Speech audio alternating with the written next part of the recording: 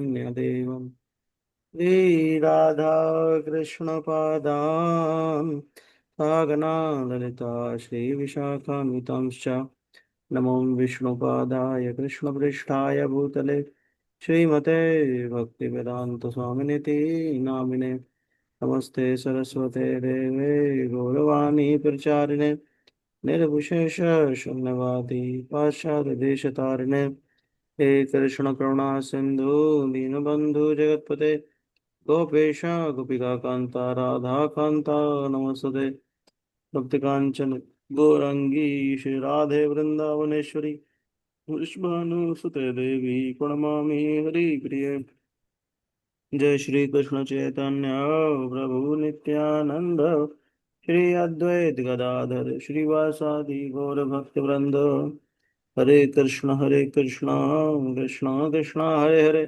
हरे राम राम राम हरे हरे वंशकल्पविष्य प्रसन्न नाम पावने वैष्णव नमो नमः अनंत कोटि वैष्णव की जय श्रील प्रभुपाद की जय। हरे कृष्णा। अभी हम सब लोग आप सब भक्तों का बहुत बहुत स्वागत है। हम लोग भगवद गीता के अध्याय 5 पर हैं। अध्याय 5 के हमने सभी श्लोकास कर लिए हैं। वैसे तो अध्याय 6 पे हमें मूव करना चाहिए, पर आज हम थोड़ा समरी कर लेंगे अध्याय 5 की। सब पूरा डिवाइस कर लेंगे क्विकली। तो और फिर उसके बाद कल से अध्याय 6 पर चलेंगे, ठीक है। तो जैसा कि हम देख रहे हैं अध्याय 5 में टेक्स्ट वन में अर्जुन भगवान से पूछ रहे हैं कि वैरागी बनना ठीक है या भक्ति माया कर्म करना सही रहेगा।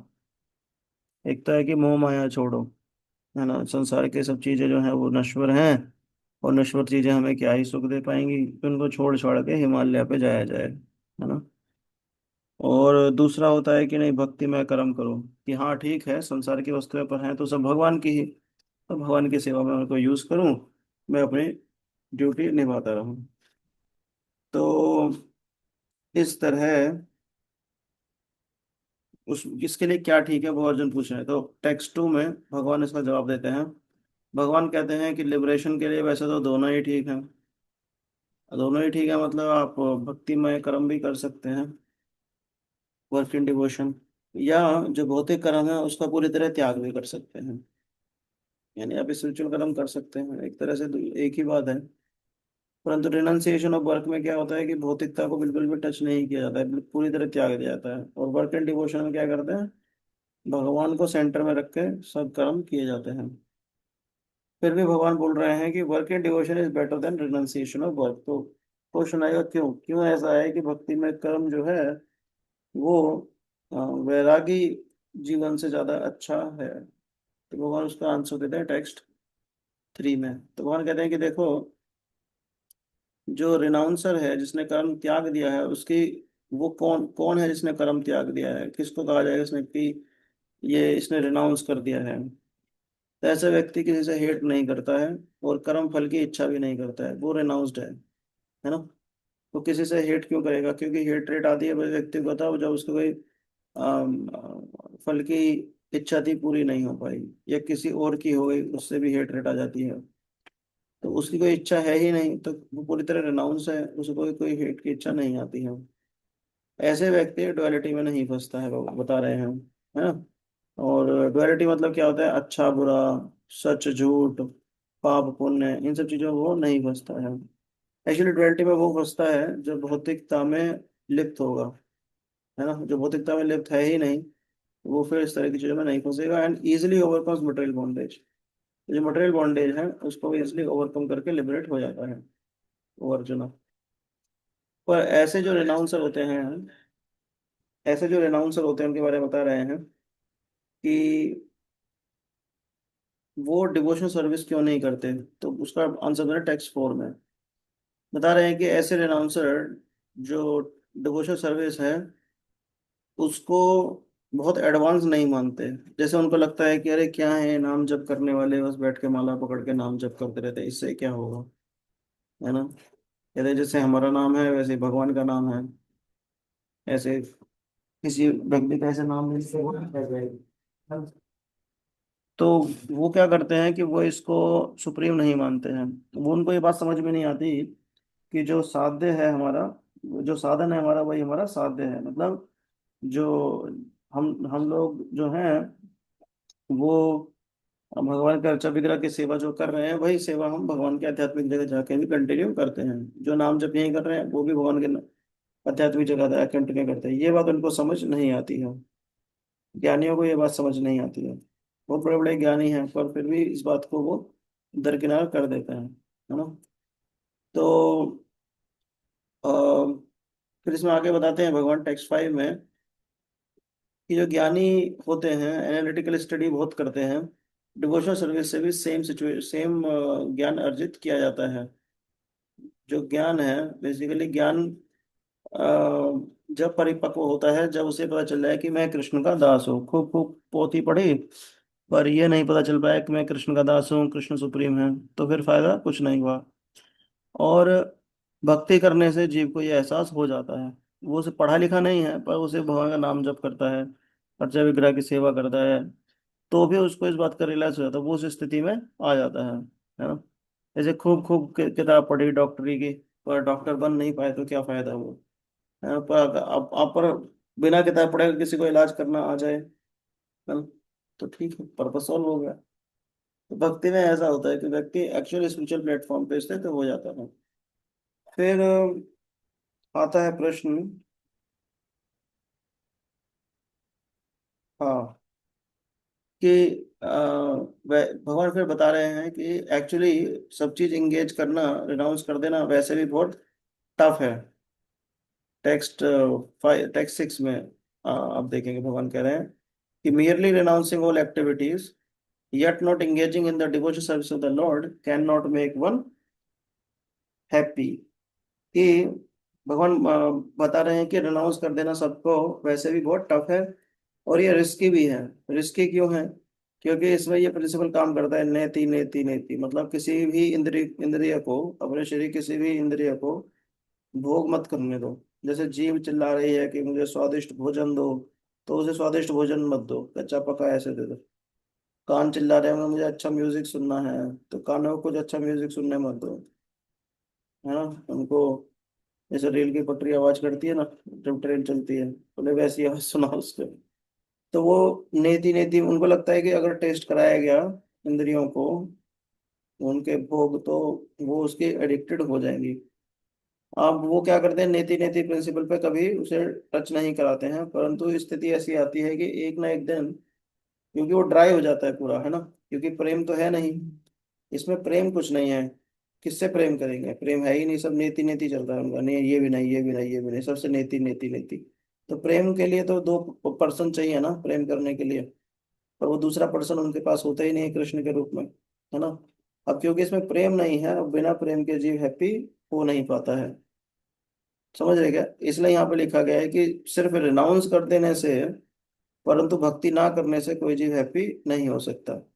परंतु जो भक्ति में कर्म कर रहा है, भक्ति में इंगेज है, तो उसे भगवान की प्राप्ति हो जाती है। इसका मतलब यह क्या है कि उसे शांति, प्रेम, भगवान सब प्राप्त हो जाते हैं, उसके लिए कोई भी अप्राप्त नहीं रह जाता है। ठीक है। फिर ऐसा व्यक्ति जो होता है, जो भगवान की सेवा में एंगेज है, तो बोले क्या वो फिर इस संसार में वापस आता है? बोले नहीं नहीं नहीं नहीं, उसको मना कर रहे हैं, कह रहे हैं वो लगेगा कर्म करते हुए, बट कुर्वन् नपि न लिप्यते। वो कर्म करता है, बट कर्म करते हुए भी वो इस संसार में लिप्त नहीं होता है। कौन? जो डिवोशन, भगवान के डिवोशन में कर्म करता है, जो प्योर सोल है, जो माइंड कंट्रोल करता है ना। और who control his mind and senses and is dear to everyone and everyone is dear to him, है ना। मतलब वो किसी से हेट नहीं करता है। तो जो चेतना है उसकी बात की जा रही है यहाँ पे। जैसे हम हमेशा देख सुनते हैं, वो एक उदाहरण के, एक ब्राह्मण था जो कहने को तो अर्चा विग्रह की सेवा करता था, पर मन उसका एक वैश्या पे लगा हुआ था जो उसके घर के सामने रहती थी। और वैश्या जो है, वो कहने को तो ऐसा कर्म कर रही है, परंतु मन उसका कहाँ रहता था? भगवान के अर्चा विग्रह में, जिनकी सेवा ब्राह्मण करता था। तो हमेशा सोचती रहती थी कि आज भगवान ने कौन से कपड़े पहने होंगे, आज उसने कैसे आरती की होगी, आज ये आज वो। और ये ब्राह्मण कहने का अर्चा विग्रह कर रहा है, परंतु सोचता था वैश्य के बारे में। जब दोनों का शरीर पूरा हुआ तो यमराज के पास लेके जाया गया, तो ब्राह्मण को बोला गया तुमको नरक की प्राप्ति होगी, और वैश्य को लिबरेशन। हाँ। तो ऐसा क्यों हो रहा है? ऐसा इसलिए हो रहा है क्योंकि जो वैश्य थी कहने को घोर कर्म है, but she was working in pure consciousness of Krishna, है ना। She was pure soul. बाहर से उसका जरूर ऐसे चीजें दिख रही हैं कि हाँ वो गलत काम है ना। तो इस तरह से जो चेतना है वो उसकी इम्पोर्टेंस के बारे में यहाँ बताया जा रहा है ना। तो आगे बताते हैं, ये टेक्स्ट 8 और 9 में, टेक्स्ट 8 और 9 में भगवान की जो सेल्फ रियलाइज्ड होते हैं वो आत्मा के स्तर पे कार्य करते हैं। मतलब कि अम, मतलब कि वो जैसे वो देख रहे हैं इसमें, जैसे आप देखेंगे seeing hearing touching smelling eating moving about sleeping breathing, मतलब वो सारे कर्म कर रहे हैं। देखिए टेक्स्ट 7 में भगवान ने बता दिया था कि such a person is never entangled कर कुर्वंती न लिप्यते, वो लिप्त नहीं होता है। तो कोई ये कह सकता है कि वो कर्म नहीं करता है क्या? बोले नहीं, वो कर्म करता है, seeing hearing touching smelling eating sleeping breathing, वो सारे कर्म करता है। परंतु उसका अभिमान जो है वो खत्म हो चुका है, दम्भ जो है खत्म हो चुका है कि मैं कुछ हूँ, ये पूरा खत्म हो चुका है। उसे ये बात क्लियर पता है कि वो कुछ नहीं कर रहा है, he does nothing at all, वो कुछ भी नहीं करता है। जैसे एक कथावाचक कह रहे थे कि नरसिंह भगवान तब प्रकट नहीं होते हैं जब स्तंभ टूटता है, वो तब प्रकट होते हैं जब दम्भ टूटता है, ऐसे वो कह रहे थे। तो यहाँ पे ना यही बताया गया है कि वो व्यक्ति ऐसा नहीं है वो सारी क्रियाएं कर रहा होता है, पर उसका ये दम टूट चुका होता है कि मैं कुछ कर रहा हूँ। उसे बात पता चल जाती है कि I I am doing nothing at all. और ये सब जो क्रियाएं हो रही हैं, speaking evacuating receiving opening closing eyes everything, ये ओनली जो हो रही है भगवान जो कृष्ण है वो इनको सैंक्शन कर रहे हैं, इसलिए हो रही हैं। और जो मटेरियल साइंसेज हैं वो उनके जो ऑब्जेक्ट्स हैं उनके साथ इंटरेक्शन हो रहा है। कहने का मतलब है कि वो अपने को और शरीर को अलग अलग देख पाता है, हम नहीं देख सकते अपने सेल्फ को ना। समझ रहे हैं? जैसे हम लोग का जो नाम है वो नाम माँ के गर्भ में नहीं था, जब माँ के गर्भ से बाहर आए तो ये नाम पड़ा। तो नाम किसका है? शरीर का है ना, हमारा आत्मा का थोड़ी नाम हुआ, है ना। आत्मा तो सच्चिदानंद है, शरीर को एक नाम दे दिया गया, पर अभी हम उस स्थिति में नहीं है कि आत्मा को शरीर को अलग देख पाए। जो फुल कृष्णा कॉन्शियस हो जाते हैं, डिवाइन कॉन्शियसनेस में है, वो अपने को और आत्मा को अलग देख पाते हैं। और बड़े अचंभित होते हैं कि अच्छा ये शरीर काम कर रहा है, कैसे काम कर रहा है, अरे इसके अंदर मैं हूँ, ऐसे मतलब वो स्थिति आती है उसमें, है ना। तो वो यहाँ बताया गया है। तो फिर क्वेश्चन आता है कि उसकी ड्यूटीज क्या हैं, वो ड्यूटी कैसे करता है। बोले नहीं, वो ड्यूटी करता रहता है, उसका एक नेचर है, वो ड्यूटी करेगा विदाउट अटैचमेंट। ये इंपॉर्टेंट है, यहाँ पे टेक्स्ट 10 में बताया गया है। ड्यूटी कैसे करता है? बोले ड्यूटी वो विदाउट अटैचमेंट करता है। इसका मतलब क्या है? कह रहे हैं कि इसका मतलब यह है कि surrenders the results to the supreme lord. जैसे हम कल डिस्कस कर रहे थे कि दो माली हैं, एक मालिक है और उसने दो माली रखे हुए गार्डनर अपने गार्डन के लिए। तो एक माली जो है वो सैलरी के लिए काम कर रहा है, तो उसका फोकस क्या है? सैलरी। और दूसरा जो है वो मालिक की प्रसन्नता के लिए काम कर रहा है कि मैं इतने अच्छे से गार्डन करूं कि मेरे मालिक मुझसे प्रसन्न हो। तो ये प्रेम है। सेकंड वाला क्या है? प्रेम है किसके लिए? मालिक के लिए। किसका? उस गार्डनर का, है ना। और जो पहले वाला है उसका प्रेम किस लिए है? उसका प्रेम नहीं है, उसकी काम वासना है किसके लिए? धन के लिए, जो कि नाशवान है। तो जो भक्त होता है वो अपनी ड्यूटी करता है विदाउट अटैचमेंट करता है, और उस ड्यूटी से जो मिला वो भगवान को समर्पित कर देता है, उसका जो रिजल्ट होता है।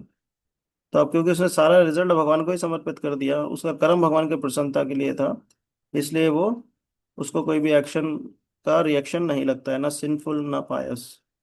तो इस संसार रूपी कीचड़ में वो कमल की तरह रहता है। हाँ। वो एक्चुअल योगी है एक्चुअली, है ना, इज द टॉप मोस्ट योगी। तो वो कर्म करता ही क्यों है? प्रश्न आता है, तो वो कर्म ड्यूटी ये सब कर ही क्यों रहा है? तो एक जगह भगवान बताते हैं कि वो एग्जाम्पल सेट करने के लिए कर रहा है ना। पर यहाँ पे जो एग्जाम्पल बता भगवान यहाँ बता रहे हैं वो साधकों के लिए बता रहे हैं, जो साधक है। जो एग्जाम्पल कौन सेट कर रहा है? जो शुद्ध भक्त होते हैं वो तो एग्जाम्पल सेट करते हैं, परंतु जो साधक है वो क्यों कर रहा है? तो उसका रीजन है प्योरिफिकेशन। उसका जो हृदय है, क्योंकि उसका हृदय मलिन हो चुका है, तो मलिन हृदय से भगवान का भजन जो है नहीं हो पाता है शुद्धता के साथ। मलिन हृदय कैसे भगवान को प्रसन्न करेगा ना। परंतु वही मलिन हृदय भगवान को समर्पित होके भगवान उसे खुद जो है प्योरीफाई कर देते हैं, है ना।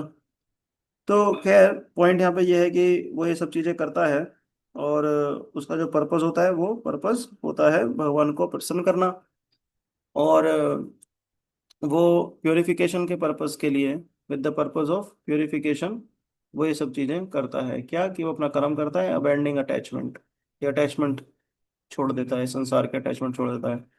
अबेंडिंग अटैचमेंट का मतलब है कि वो भौतिक बंधन जो है छोड़ देता है। आध्यात्मिक उसके बंधन बने रहते हैं, जैसे गुरु आदि से उसका बंधन एक बना रहता है, अटैचमेंट बना रहता है। और भगवान से उसका एक अटैचमेंट बना रहता है, स्पिरिचुअल अटैचमेंट उसके बने रहते हैं। इनफैक्ट वो उसको और स्ट्रॉन्ग करता है, गुरुजनों की सेवा करके, भगवान की सेवा करके उसको और स्ट्रॉन्ग करता है ना। तो ये बताया जा रहा है टेक्स्ट 11 में, है ना। अम, तो हाँ, with the purpose of purification वो करता है। तो अब आता है कि जो प्योरिफिकेशन करने से उसे मिलेगा क्या, तो बताया गया है कि उसको पीस मिलेगा। जो पीस फॉर्मूला हमने डिस्कस भी किया था, कि उसको क्या मिलता है, उसको पीस मिलता है, अनअडल्टरेटेड पीस। अब पीस डिस्टर्ब कहाँ हो रहा है, जहाँ भोग की इच्छा है, भोग की इच्छा ही नहीं रही, सब कुछ भगवान के लिए ही हो रहा है ना। तो अपने को कुछ मिला तो भगवान की सेवा में लगा दिया, कुछ नहीं मिला तो उसके लिए कुछ रिग्रेट है ही नहीं, है ना। रिग्रेट तो तब होता है जब उसमें मेरापन हो, मैंपन हो। अब मेरापन तो चला ही गया, अब वो आए या ना आए तो कोई डिस्टर्ब व्यक्ति होगा ही नहीं। तो अनअडल्टरेटेड पीस, है ना। जैसे संबंधों में रेसिप्रोकेशन नहीं आ रहा है, तो पीस डिस्टर्ब हो रही है। क्यों हो रही है, क्योंकि वहां पे एक्सपेक्टेशन है, वहां पे भोग की इच्छाएं हैं। तो जब भोग की इच्छा पूरी नहीं होती तो पीस डिस्टर्ब हो जाती है। और यही मान लिया जाए कि हाँ ठीक है, ये इस व्यक्ति से मुझे रेसिप्रोकेशन आएगा या नहीं आएगा, वो सब श्री हरि जाने। अगर आएगा तो मैं भगवान की सेवा में लगा दूंगी। मान लो वो प्रेम रेसिप्रोकेट कर रहे हैं आपका, आपने उसको प्रेम भगवान की सेवा में लगा दिया, मतलब उनको भी भक्त बना दिया, उनको भी ऐसी एक्टिविटी में लगा दिया कि जो भक्तिमय एक्टिविटीज है जिससे उनको भक्ति मिले। और नहीं आ रहा तो ठीक है, नहीं आ रहा तो अनएडल्टरेटेड पीस फिर उसे मिल जाती है, सॉर्टेड हो जाती है लाइफ। इस स्थिति में आने के लिए खूब भजन करना पड़ता है, भगवान से प्रार्थना करनी पड़ती है ना। और यहाँ भगवान ये भी बताया, इसलिए a person who is not in union with divine, who is greedy for the fruits of his labour, becomes entangled. मतलब जो ये कह रहा है कि अरे मैंने तुम्हारे लिए इतना किया, अब तुम मेरे लिए इतना कर रहे हो, तो इसका मतलब he is greedy for the fruits of his labour. उसने जो मेहनत करी है वहां से वो चाह रहा है कि मुझे कुछ मिले, तो वो लालची है। ऐसा लालची व्यक्ति संसार में बार बार जन्म मृत्यु के संसार में फंस जाता है, बार बार आता है, बार बार आता है, बार बार आता है। जैसे कुछ लोग कहते हैं मुझे मिला क्या है इसमें, ये बताओ मुझे क्या मिला, मैंने इतना किया मुझे क्या मिला। इसका मतलब they are greedy for the fruits of their labour, है ना। तो वो संसार में वापस आते रहते हैं, इस संसार से निकल नहीं पाते हैं, है ना। तो तो ऐसा व्यक्ति, तो इसमें प्रश्न ये उठता है कि रेनाउंसर ने तो कर्म किया नहीं, पर आप बोल रहे हैं कि कर्म करने वाला कर्म करता रहता है। सॉरी, जो भक्ति में कर्म करता है तो उसको क्या कर्म नहीं लगता। तो यहाँ ये बताया जा रहा है कि अ, जो कर्म लगता है, हाँ मतलब 13 में तो ये बता दिया गया है कि वो अपने नेचर को मेंटली रिनाउंस कर देता, नेचर को कंट्रोल करता है और मेंटली रिनाउंस कर देता है सारे एक्शंस को, और वो हैप्पीली रहता है। हैप्पीली क्यों रहता है, क्योंकि वो ग्रीडी नहीं है। जो उसने कर्म किया फल की इच्छा के लिए वो ग्रीडी नहीं है। उसे कर्म की करने की वजह से जो भी फल आया उसको भगवान को समर्पित वो कर देता है, तो वो हैप्पी रहता है इस शरीर के अंदर, है ना। तो क्या वो कोई कर्म क्रिएट कर देता है क्या, बोले नहीं नहीं, डज नॉट क्रिएट एक्टिविटीज, वो कोई कर्म क्रिएट नहीं करता है। तो यानी कि कर्म कैसे क्रिएट होता है, कर्म डिजायर से क्रिएट होता है। मेरी भोग करने की डिजायर है, तो मैं उसके लिए जो काम कर रहा हूँ वो मैं एक कर्म क्रिएट कर रहा हूँ, है ना। जैसे मान लीजिए कि चाट पत्ता खाने की डिजायर आ गई कि मैं कुछ चटपटा खाऊं, तो अब मैं मार्केट जा रहा हूँ, चाट पत्ता खा रहा हूँ। अब उसमें कर्म टैग हो गया कि हाँ इन्होंने एक कर्म किया। अब उसमें फिर क्वेश्चन आ गया कि भाई ठीक है, इन्होंने ऑफर करके खाया क्या, बोले नहीं ऑफर करके तो नहीं खाया, बोले पाप, पाप की कैटेगरी में डाल दिया फिर उस कर्म को। और फिर उसने ऑफर करके खाया, बोले हाँ ऑफर करके खाया, तो पुण्य की कैटेगरी में डाल दिया, है ना, भक्ति सुकृति मिलेगी। तो कर्म की शुरुआत कैसे हुई थी, इच्छा से, और फिर इच्छा को कैटेगराइज कर दिया कि पाप है कि पुण्य है। और मान लीजिए इच्छा ही ना हो किसी की, है ना, वो कर्म क्यों कर रहा है, बोले कर्म इसलिए कर रहा है क्योंकि भगवान ने बोला उसको। जैसे चाट पत्ता इसलिए नहीं खा रहा कि मेरी इच्छा है, चाट पत्ता इसलिए खा रहा है क्योंकि उसको उसके मालिक ने बोला है कि चलो चाट पत्ता लेके आओ। मंगाया, उसे दे दिया खाने के लिए, उसने खा लिया, उसकी इच्छा ही नहीं थी, है ना। तो उसका तो कोई कर्म बना ही नहीं, ऐसा है।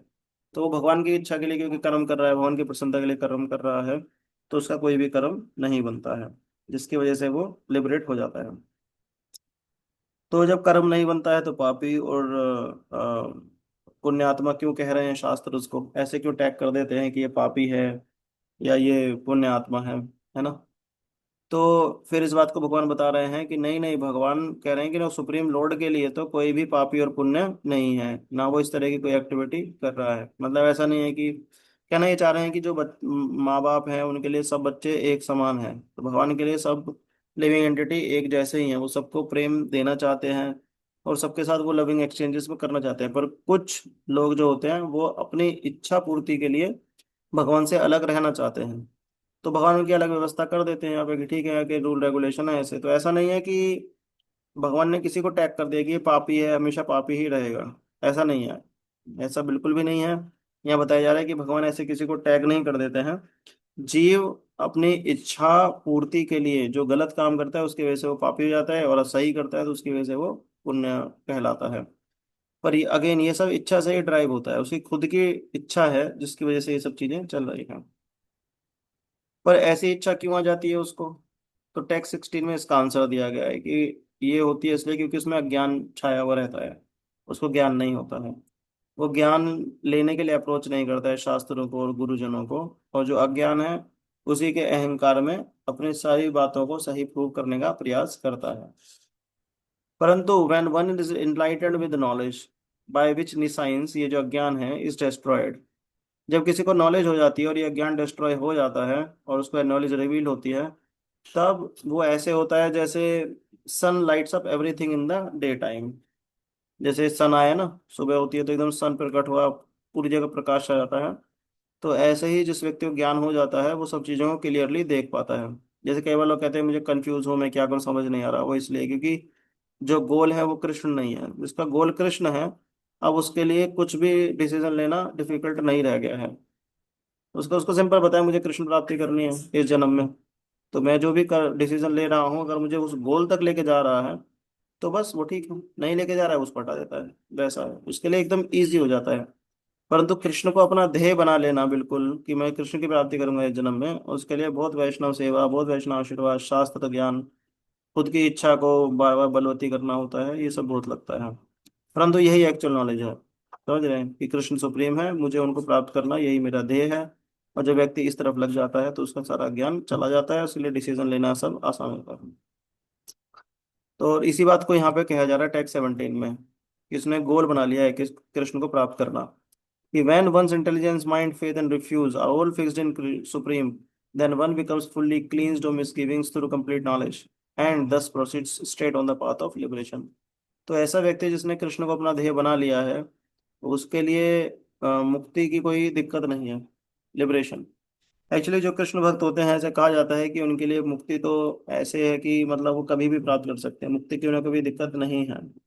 मुक्ति उनके लिए बहुत छोटी बात है, जो शुद्ध भक्त है भगवान के, एक्चुअली उनको मुक्ति मुक्ति चाहिए भी नहीं रहती है, क्योंकि वो भगवान की सेवा में ही रचे रमे रहते हैं, तो उनको वही चाहिए होता है। और फिर भगवान उनको कई बार यहाँ भेज देते हैं वापस मटेरियल वर्ल्ड में कि और होगा उद्धार करो, कई बार वापस बुला लेते हैं आध्यात्मिक जगत में कि मेरे साथ रहो, तो वो दोनों में ही आनंदित रहते हैं क्योंकि दोनों में भगवान की सेवा है ना। तो जो इस तरह के जो सेज होते हैं उनका बताया जा रहा है कि वो किसी को अपना शत्रु नहीं मानते हैं, बल्कि वो किसी जेंटल ब्राह्मण को काओ, एलिफेंट, डॉग या डॉग ईटर, इन सबको, इन सब के अंदर एक ही आत्मा देखते हैं। वो देखते हैं कि हाँ इनके अंदर, इसके अंदर भी वही आत्मा है जो इसके अंदर है, इसके अंदर, इसके अंदर है, सब नित्य है भगवान के। और ये ऊपर एक अलग कवरिंग है, किसी को ऊपर डॉग की कवरिंग है ना, किसी के अंदर व्यक्ति की कवरिंग है, ब्राह्मण की कवरिंग है, काऊ की कवरिंग, एलिफेंट की, इस तरह से अलग कवरिंग चेंज हो रही है, बट वही सेम आत्मा जो है हर किसी के अंदर है। तो वैसे ही भगवान भी हैं एक्चुअली, जैसे एक हम्बल सेज होता है बता रहे हैं, ऐसे ही भगवान है, और वो सबको सेम ही देखते हैं, है ना। तो they are flawless like Brahman and thus they are already situated in Brahman. तो जो डुअलिटी है ये वही है, डुअलिटी से जो बाहर आता है निर्द्वंदो नित्य सत्वस्तु, तो जो द्वंद्व से बाहर आ जाता है निर्द्वंदो नित्य सत्वस्तु, जो सत्य में स्थित हो जाता है, मतलब कृष्ण कॉन्शियसनेस में स्थित हो जाता है, वो कोई भौतिक चीज प्राप्त करने पे ऐसे रिजॉइस नहीं करता है, या भौतिक चीज खो जाने पे लिमेंट भी नहीं करता है, समझे, लिमेंट भी नहीं करता है वो। क्या चीज, उसे पता है कि मेरा कुछ है ही नहीं, तो जो मैंने प्राप्त कर लिया, मान लो मुझे मिल गया, तो मुझे पता है टेम्पररी है ही, तो उस समय के लिए मिला है, फिर ले लिया जाएगा मुझसे। अब कुछ चला गया तो ये भी पता है उसको कि हमेशा के लिए नहीं गया है, कुछ समय बाद मिल भी जाएगा। तो इसलिए वो बहुत ज्यादा खुश या बहुत ज्यादा लेमेंट भौतिक चीजों के लिए नहीं होता है। उसकी खुशी और गम सब भगवान से ही जुड़े होते हैं। तो भगवान की सेवा में वो लगा रहता है, और उस इसमें अनलिमिटेड हैप्पीनेस को प्राप्त करता है ना। तो इस तरह का जो व्यक्ति होता है वो हमेशा ट्रांस में ही सिचुएटेड रहता है, वो हमेशा समाधि में रहता है। जैसे यशोदा मैया, वो हमेशा समाधि में है। समाधि का मतलब थोड़ी आंख बंद करके और बस ओम या कुछ ऐसा जाप करना, समाधि का मतलब है कि हमेशा कृष्णा कॉन्शियसनेस रहना। तो यशोदा मैया हमेशा कृष्ण के बारे में ही सोचती रहती हैं कि पता नहीं अभी उठा कि नहीं उठा, उठ जाएगा तो इसे बटर खिलाऊंगी, बहुत शरारत करने लगा है, और आज मैं इसको ये वाले कपड़े पहनाऊंगी। मतलब उनका बार बार बार बार कृष्ण ही चलता रहता है उनके दिमाग में ना। तो इसको बोलते हैं ऑलरेडी सिचुएटेड इन ट्रांसेंडेंस, मतलब उसी स्थिति में वो रहते हैं।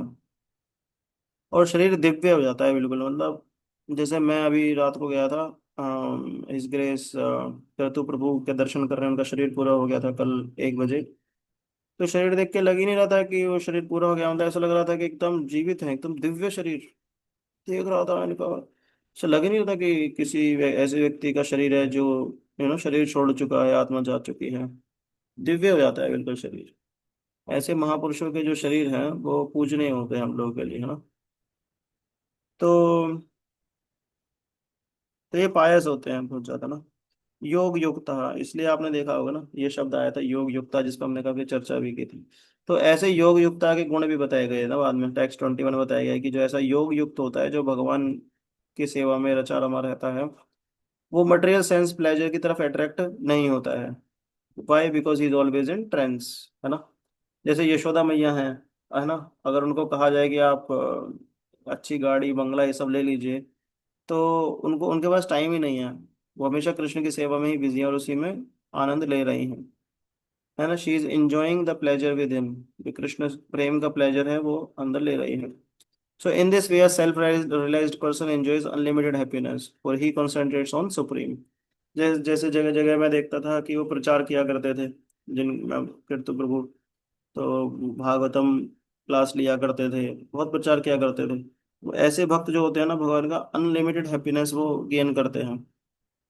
जैसे मैं देखता हूँ भक्त लोग जाते हैं गोवर्धन में, तो भगवान की जो गोवर्धन जी की तलहटी में वो लेटते हैं, और मानसी गंगा में स्नान करते हैं, और भगवान को ऑफर करके प्रसाद पाते हैं।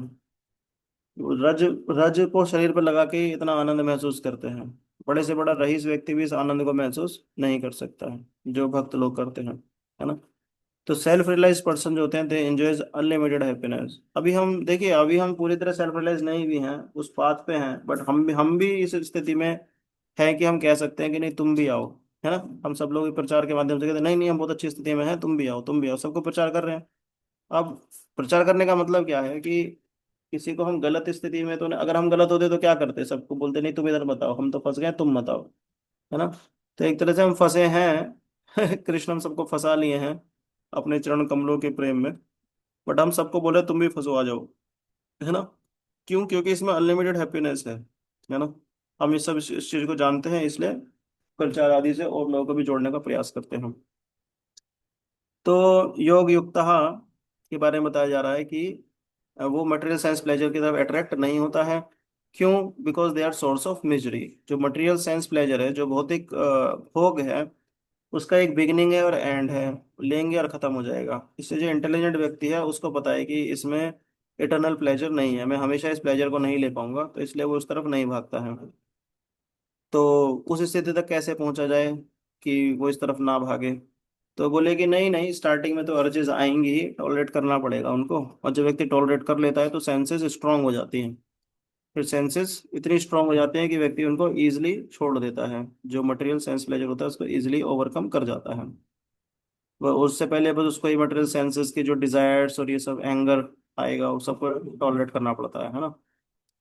तो अ, बता रहे हैं कि इसलिए जिसकी हैप्पीनेस विद इन है, जो एक्टिव है, जो रिजॉइस करता है विद इन, वो परफेक्ट मिस्टिक है, और he is already liberated actually, he already liberated, क्योंकि वो आनंद अपने हृदय में ले रहा है, वो बाहर के स्तर पे बस घूमता फिरता दिखता है, एक्चुअली वो लिबरेटेड ही है। फिर बताया जा रहा है इसमें कि ऐसे जो व्यक्ति होते हैं वो उनका, क्योंकि सुप्रीम जो है गोल वो भगवान कृष्ण है, तो इसलिए वो डुअलिटी में नहीं फंसते हैं। जैसे हम लोग डुअलिटी में फंस सकते हैं ना, तभी फिर हम जाके गुरुजनों की हेल्प लेते हैं, क्या करें क्या करें, तो उनका गोल असाइन देखते हैं कि नहीं, इसको कृष्ण प्राप्ति करवानी है, तो इसके लिए क्या सही है, तो बोले ठीक है तुम ये करो, है ना, बताते हैं। तो डुअलिटी से बाहर निकलने का तरीका क्या होता है, कि हम अपना ध्येय बनाएं कृष्ण, या फिर उनकी हेल्प लें जिन्होंने अपना ध्येय कृष्ण को बना रखा है, उनसे डिस्कस करें कि हमें क्या करना चाहिए क्या नहीं, तो धीरे धीरे वो हमको भी डुअलिटी से बाहर निकाल के कृष्णा कॉन्शियसनेस में पोजीशन कर देते हैं। फिर तो बस यही है। तो फिर ये बताया गया है कि those are free from anger material desires, योग युक्ता के गुणों को बताया गया। और फाइनली भगवान बताए कि जो a person in full consciousness of me, भगवान अपने 3 गुण बताए जो हमने कल डिस्कस भी किए थे, कि भोक्तारम यज्ञ तपसान, कि I am the ultimate beneficiary of everything, सर्वलोक महेश्वरम, I am the ultimate owner of everything, and सुहृद सर्वभूतानाम, I am the well wisher of everyone, and ज्ञात्वा माम शांतिम गच्छति, जो इस बात को अच्छी तरह जान जाता है, हमेशा इस चीज में मेडिटेट करता है, तो शांतिम गच्छति, वो शांति को, परम शांति को प्राप्त होता है। ये पीस फॉर्मूला भगवान फिर लास्ट में बताए थे, जो हमने कल डिटेल में डिस्कस भी किया था। ठीक है, समय हो गया है। किसी को शेयर करना है तो आज कर सकते हैं आप लोग। मेरी शायद वॉइस थोड़ी ठीक नहीं थी, आज मैं पूरी रात जागा था, ट्रैवल में रहे मैं और उदयपुर, गए थे वृंदावन महाराज जी के दर्शन करने, तो सुबह ही आए फिर हम लोग 6:30 बजे। ठीक है, तो विल स्टॉप नाउ। वंशाकल्पतरुभ्यश्च कृपा सिंधु एव च पतितानां पावनेभ्यो वैष्णवेभ्यो नमो नमः। अनंत कोटि वैष्णव श्लोक हरे कृष्ण। हरे कृष्ण प्रभु जी। हरे कृष्णा पूजा माता जी। हरे हरे कृष्ण। कृष्णा हरे प्रभु कृष्ण जी। प्रभु जी। हरे कृष्णा हरे गौरव शुभा कृष्ण प्रभु माता जी। जी। हरे कृष्णा निर्मल माता हरे जी। कृष्ण प्रभु जी धन्यवाद हरे प्रणाम। कृष्णा मेघा माता कृष्ण हरे जी। कृष्णा प्रभु जी। हरे हरे कृष्णा कृष्ण सुधांशु प्रभु प्रभु जी। मनीष प्रभु। हरे कृष्णा हरे रत्नागिरी कृष्ण माता हरे प्रभु जी। जी। कृष्ण प्रभु जी। हरे कृष्णा देवेश प्रभु शुभ माता जी। हरे हरे कृष्ण प्रभु जी। कृष्ण प्रभु जी। हरे कृष्णा आंटी जी।